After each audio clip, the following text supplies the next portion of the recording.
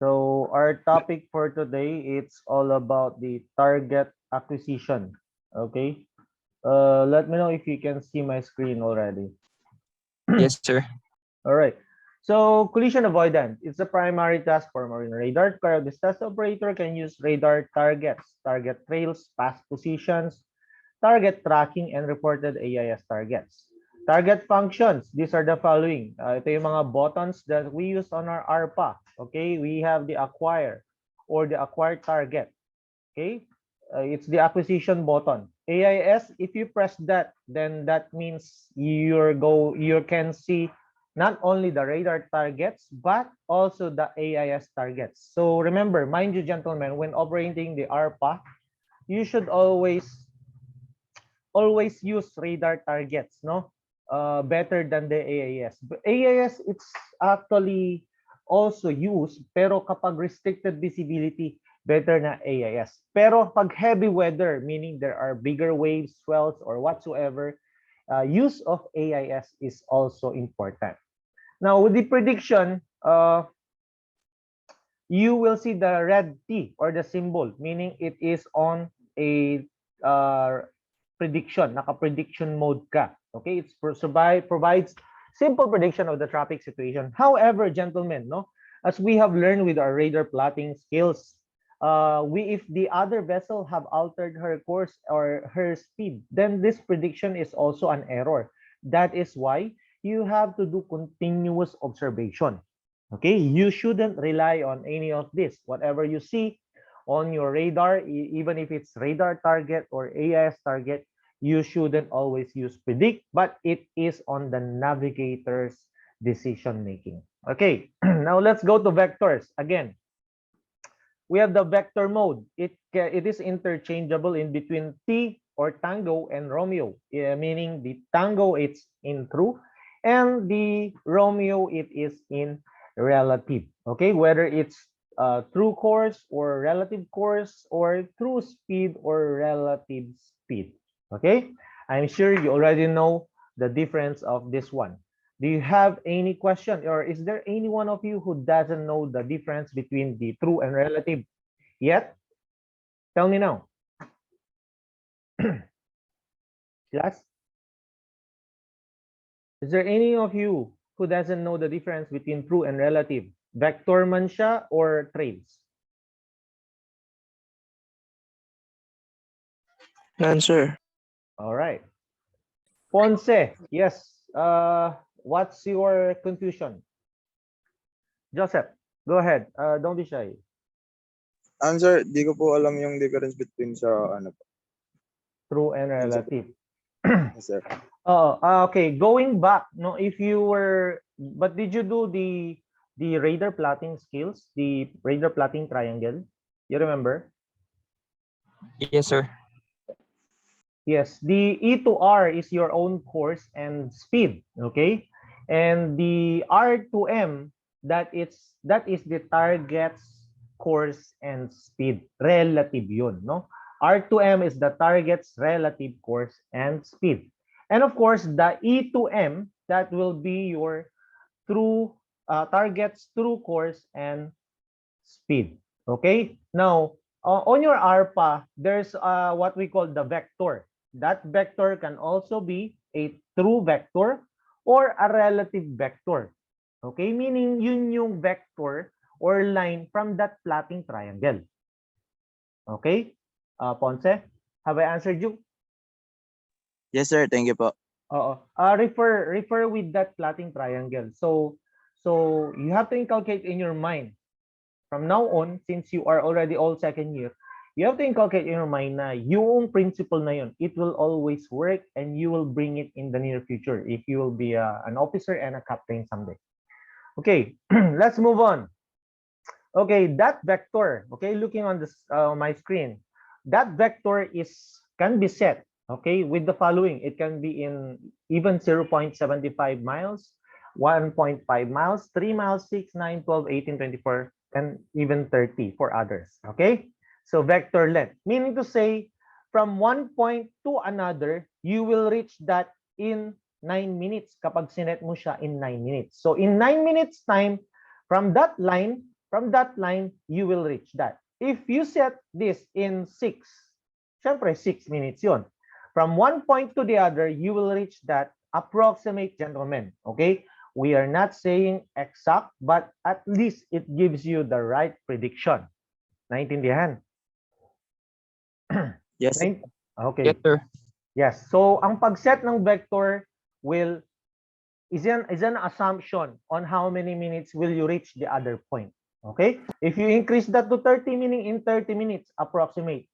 But pero kasi ang disadvantage, if you set it in a higher minutes, masyadong maraming pwedeng mangyari because at any second, pwede siyang mag-alter ng course and speed. At any second, pwede ka rin mag-alter ng course and speed mo. And of course, the weather. Consider the meteorological effects, the wind effect, and then the currents effects. Now let's go to trails. Do you remember what is a trail? Can anybody tell me what is the trails?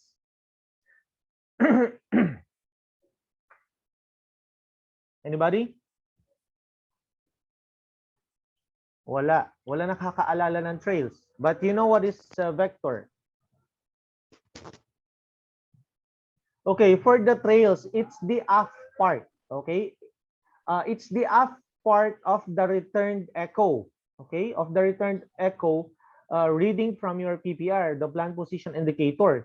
Yung trails na yun, gentlemen, it is also selectable whether it is true trails or relative trails. Ganun din ang principle niya, no? It can be a true trails or a relative trails. Pero nasa off part siya. It's not just one line. The line is the vector, but then the trails, it's the off part. Okay? If you select true trails or relative trails, ganun din yung principles niya. Kung saan babagsak, kung naka-relative trails. Kung true trails, kung saan ang pupuntahan niya. Okay? And again, selectable by those minutes also. So the higher the minutes, the longer the trails. Okay? The longer the trails. Medyo, pag sobrang hinabaan mo naman, then on your PPI, masyadong mahaba na yung trails niya. Selecting from 6 and 3 or 1 minute trails is good enough. Pero 9 minutes, that's too much. Okay? For your past positions or the PP, for the past position, these are expressed in dots. Makikita mo to sa iyong plant position indicator. It is in dots. 1 minute past position is enough. Pero you don't use this. You cannot use this as your maneuvering guide or collision avoidance. Kasi history. Ang past positions ay history na. Okay? Hindi siya reliable for your collision avoidance. Again, trails or past position mode, it is selectable by whether it's true or relative. Now, the radars have the capability of processing all reported AIS targets, meaning mayroong selection na mag-engage ka ng AIS targets mo. In case more than 250 targets meet the range limit, okay, the system automatically reduces the range limit to the point where only 250 AIS targets are displayed. Hanggang doon lang ang kayang i-display ng plant position indicator mo. Okay? So kung kung sa iyong AIS, we're not talking about radar, we're talking about AIS or the automatic information system. You have selected that only 250 targets is acceptable, then it will only cover up from your position hanggang sa pinaka malayo, pero counting kung ilang targets ang nakukover niya. So syempre nasa range yun ng radar mo, hanggang doon lang siya. So kung ano ang nasagap ng AIS mo na 250, wala ng 251, sa radar mo at saka sa yung ECDIS, 250 targets lang. Nagkakaintindihan tayo? Yes? Hello? Yes, sir. All right. Okay, targets are usually manually acquired TT, okay, or acquired targets, or activated naman kapag AS. An auto zone function or provides two auto zones such that any target entering, crossing, or detected within these zones will be automatically acquired or activated AIS. Pag sinabing auto zone or sa ibang radar, it is auto acquisition. If you enable that, as you have probably encountered in your laboratory, it will automatically acquire.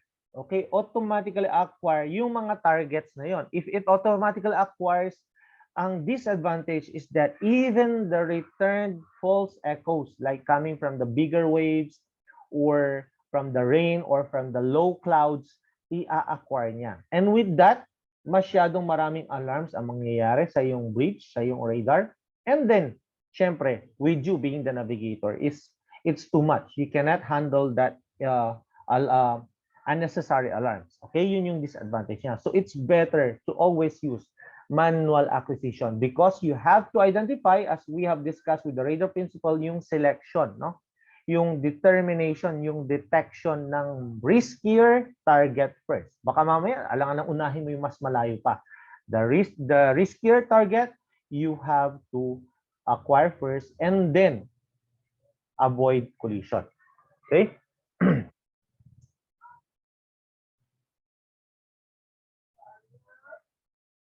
Now, also the radar is equipped with trial maneuver. What's a trial maneuver? It's the capability in addition to the simplified prediction look ahead feature called predict that extrapolate the future scenario by assuming all targets and on-chip vectors remain constant. Kung constant siya, but sabi ko nga, it's just a prediction. Okay? It doesn't show you actual or real scenario. Meaning, you cannot rely on trial maneuver. You have to navigate by yourself.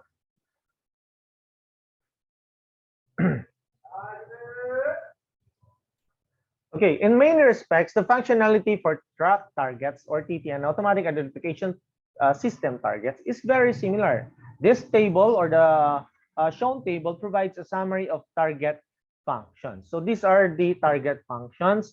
Meron tayong target trail duration, selectable in 1 to 60 minutes. It's not available in AIS. Past position, it's 0.5 to 6 minutes. It's selectable through a relative. Target tracking, it's for radar target. Target capacity, up to 4,000 internally, pero 50 acquired is enough. If you'll navigate in the East or Yellow Sea, libo, no? Thousands ang target doon. Kasi maraming masyado ang fishing vessels nila. Targets displayed, 50 ang maximum. 250 maximum including 50 activated. Auto acquisition and activation sa mga kung ano lang ang nasa auto zone niya. Okay? Ang auto zone ay pwedeng maging dalawa. You can enable two. Okay? And even the sector, pwede mong lakihan. It's not just 360 degrees, but it can be 180 or 270 depending on the settings. Vectors, may 0.75 yan, no? The setting on the minutes. 3, 6 miles, 9 miles, 12 miles, 24 miles. Target data, limited because your PPI only shows you enough information. So, pwedeng 4 or 6. Masyadong marami na yun, no? 6 target data showing on your ARPA is good enough because you have to select whichever is the riskier. Target association for track target or reported AS targets, yung mga priorities. Reference targets, it's user-defined. Lost target, kung ano yung mga nawalang targets, it will just give you an alarm. Just silence it, but first, before silencing, investigate. Again, CPA and TCPA, lahat ng in-acquire mo, okay, ipapakita sa inyo ang iyong target data. It will show you target data. And with the target data, nandoon ang closest point of approach and the time of closest point of approach. Trial maneuver or the simulation, it's available on your ARPA. Okay? But then it's just a prediction. It doesn't show you actual or the real situation or scenario. Okay, so we've discussed this, target trails and past positions. It's just about the history of the target. Okay? Okay, for this table, it's the automatic or the auto scale target symbol option in target settings menu on. Okay, it's in miles, trails duration, past positions, intervals. So yan yung mga time and minutes niya, selectable on your ARPA. All right. Okay. Now, looking on this picture, gentlemen, you have the target past position. Sabi ko nga sa inyo kanina, as I've told you earlier, history or the target past position is expressed in dots. Okay? Ito yun, no? Yan. That is your target past position. This is your target, and this one is your what? What's this one? Do you see my arrow? No? Past position. No, no, this one. This one. The arrow. This is the vector line. Ito yung vector. Ito ay past positions or history, no? Itong dots. Itong nasa unahan, it's what you call the vector. Tandaan nyo yan, okay? For example, these are AIS target past positions. It is not radar target, but it is AIS target past position. So halos ganun din, no? If you have enabled both, syempre, lagi naka-enable si radar target, your AIS target or AIS button is selectable. Okay? Now, you will see two vectors and two past positions. Okay? And associated target past positions, ito yung itsura niya. Okay, now let's go to target tracking. Tracking means it's a track target, meaning you have already acquired and it will show you the target data. Why you are tracking? Because it gives you the risk here. It shows you the CPA, the TCPA, and the bow crossing range. Okay, how much time more, and how far will it pass my port side or starboard or my bow? Okay, are we going to pass port to port or starboard to starboard? So again, range scale is 0.25, 0.5, 0.75, 1.5, 3, 6, 12, 24. Vector time, it's 3, 6, 9, 12, 18, 24, and 30. Okay. So tracking target characteristics. It is selectable on your target data. So typical target accuracy. So 1 minute relative course 11. So greater than of 1.5 knots or 10% CPA 1 mile. And then 3-minute prediction. If you will use the prediction itself, relative course 3 greater 0.8, 1%, 0.3, 0.55. Okay, typical target accuracy. But then, no, never rely on this. You will be the decision maker of your navigation. No, don't rely on the predictions or anything. For this, these are just the other explanations on the other extractor trackers and etc. So manual radar target acquisition. To acquire target of interest, the user must first select the target ACQ or acquire, and then ACT button. The button will illuminate in the color yellow to indicate that it is active. And the screen cursor symbol changes as shown below. The display is now in an acquisition and activation mode. And each touch click in the radar operational area is a command to acquire a target. Alternatively, the trackball can be double-clicked without first selecting the target ACQ or ACT button. If the target had previously met the tracking criteria and was therefore already being tracked internally by the tracker software, a target symbol and a velocity vector will be shown within a few seconds. If the target is now tracked internally at the designated screen position, a broken circle symbol will be presented until a target has been verified with a reliable course and speed data within 1 minute. Okay, so or less. Yung ibang radar, it works. No, if you acquire the target data will be shown in less than 1 minute. So, cadets, ladies and gentlemen, these are the track target symbols. Okay, if it's a broken circle, meaning it's a radar target in acquisition state as shown. Ito siya. Okay.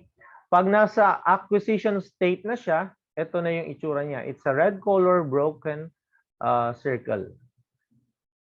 Okay?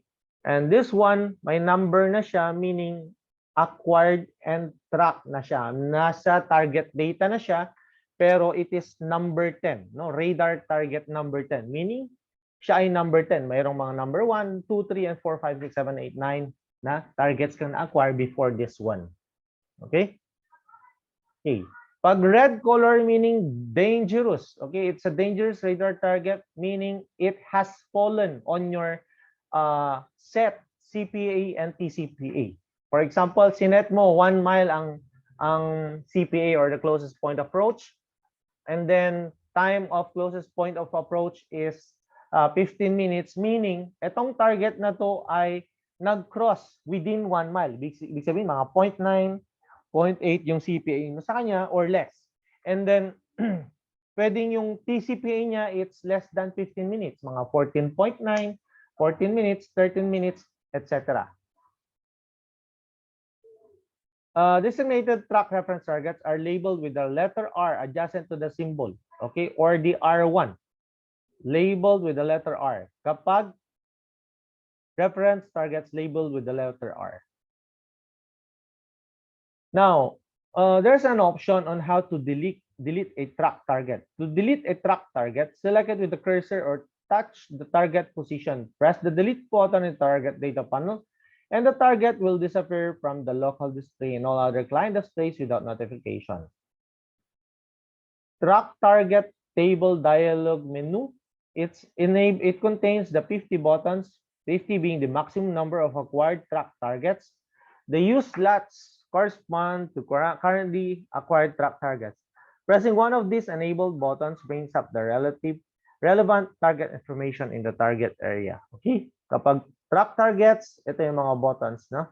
Meron kang mga slots. Pero in real scenario, hindi na ito gaanong ginagamit, no? Hindi na ginagamit itong track target table dialog menu. Masyadong time consuming kasi. You still have to press and then etc. But then with manual acquisition, numbered naman na siya. So you don't need this actually. So removing all track targets, there's a button clear all. Kapag clear all mo yon, lahat ng inacquire mo, okay, mawawala. Kaya siya merong confirmation. Are you sure you want to delete all targets? If you click yes, mawawala lahat ng targets mo. And babalik ka na ipipress or acquire mo manually those targets. Okay. Use of reference targets. Ground stabilization will normally use a positioning systems. For example, DGPS or the differential global positioning system. Only the event of positioning system failure, a reference target can be used to provide some of the functionality provided a gyro is still available. Okay, that's the use of reference targets. So let's go to AIS. So again, the ARPA is equipped with AIS or integrated or interconnected with the automatic identification system. It supports the radar in the task of collision avoidance. To ensure collocation with radar video, the reported AIS information is time referenced, thereby enabling AIS symbology to be progressively positioned based on the AIS target velocity. The collocation is independent of the selected speed reference. The CCRP is used as common reference point, okay, for AIS and track target. The AIS VDL messages type listed are processed as follows: 1, 2, 3, 5, class A, 18, 19, and 24, class B AIS. So may classification ng AIS, gentlemen. 4, it's the EAS base station. 9, AIS on airborne search and rescue craft. 21, it's the for Aton. 12 and 14 for safety-related messages. So AIS Class A is available for SOLAS ships and provides a full set of target data. Class B is available for non-SOLAS craft and provides a subset of that data.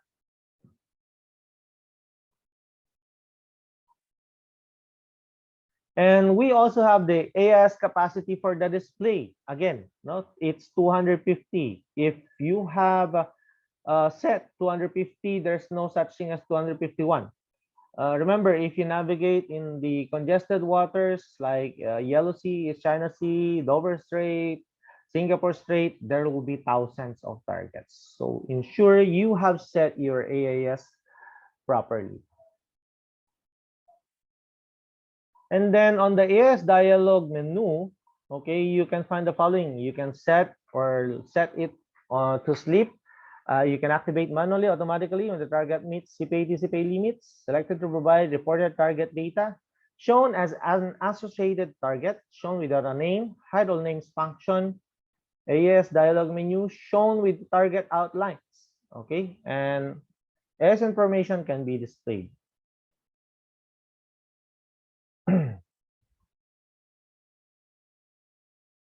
So these are the tabs under AIS menu. Okay, pwede mong piliin total number of AIS targets detected. You can select sleep or not, hide all names, show the static AIS information, display outlines for AIS targets, maximum range for sleeping targets.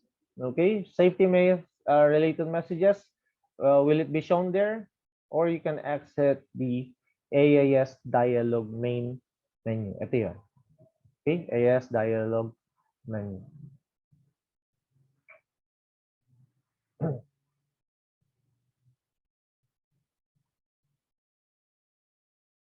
Now, these are the symbols, gentlemen, for the AIS targets that you can see on your radar, ARPA, PPI, no? On your plan position indicator. Okay? So, sleeping targets, it will be shown like that. And kapag nakita mo, mayroong ship shape, and with the name, then that means that is the vessel's name, no? Mostly, it's the vessel's name. If you have set na mayroon pa siyang MMSI number, then under the name, there will be shown Maritime Mobile Service Identity Number. Okay? So, ganyan. Ito naman ay targets through scaled outlines. Kapag naka-set yung parameters nung add targets vessel mo, it will show you this bigger size of a ship. No? Yan. So these are the symbols that you can find. Okay, for ATON or the aids to navigation. Remember, ATON is an abbreviated aids to navigation, AS targets, presented as a diamond with a cross line in the center. Okay, ginagamit lang yan for reference. Okay, but it is not actually a target. Baka wala dyan pero pre-located na may AIS na nagbo-broadcast yan. Virtual naman, wala talaga doon. Virtual AIS ATON has the letter V superimposed on the symbol. The diamond cross lines and the V are drawn with a thin solid line. No? Walang nakalagay doon, walang boya doon. Pero just for the purpose of enhancing the positioning of the vessel, okay, yung tinatawag natin na with the GPS, it uses ground-based augmentation system. Ito yung makikita mo. So baka mamaya, telescopyhin mo, wala siya. Meron kang V and cross at the center and it's in a diamond. Okay? So, to display the on-ship AIS information, press the Show OS AIS Info button in the AIS menu. Ito yung makikita mo, the MMSI number, IMO number, call sign, draft, navigation status, ship type, status, destination, ETA, and dimensions. If you click on the safety-related messages, you will see the sender. Ito yung MMSI number niya. Receive time and date, and then the message. Search and rescue, radar transponder, test mode. Ibig sabihin, nakipag-communicate siya to testing her SART. Okay? You can acknowledge, you can click acknowledge, and then you can mention start working properly. Something like that. So with the selecting target, you can just double click. No? Double click mo lang ang mga AS targets. It will show you those information na binanggit ko kanina. Ito. Okay? Even the CPA and TCPA coming from your AAS targets, it will be shown in this way. Just simply double click and it will show you the AIS target data or information. So track target data, okay. This is an example button, no? Track target number 3, name, tempest, range, bearing, course through water or over water, speed over water, CPA, closest point of approach, time of CPA, bow crossing range, and bow crossing time. Meaning kapag walang nandyan, hindi siya magko-cross sa bow mo. Tandaan nyo yan, ha? On your ARPA, if shown na BCR mo ay walang nakalagay, straight dash line, and BCT or bow crossing time is also blanco. If it's blank, meaning that target will not cross your bow. It will pass your sides, either port or starboard side. Okay? And why it's not course over ground and speed over ground? Because in collision avoidance, we should always use speed over water and course over water. It's not over ground, okay? For collision avoidance. Again, target data, you can find the following. MMSI, the target's name, nav status, range, bearing, course over ground, speed through water, course over water, CPA, TCP, and the target heading and rate of turn. All right. This is another example, course through water, speed through water, CPA, TCP, rate of turn, heading, okay? And then latitude and longitude. So depending on the settings. Okay, if you want more target data, you can click on more. Okay, questions? Do you have any questions? If none, then that will be for this week 14. Sir, yung wala pong BCR and BCD, sa side